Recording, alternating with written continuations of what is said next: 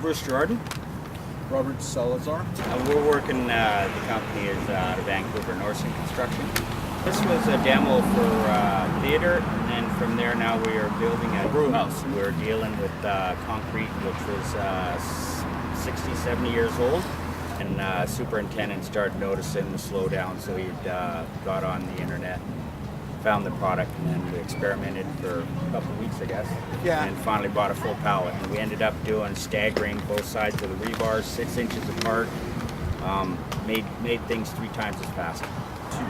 We're dealing with a lot of people walking through here in the summertime in silica. We were not having a big problem when we were using this product. If otherwise, it would have taken us forever and we'd still be on these walls.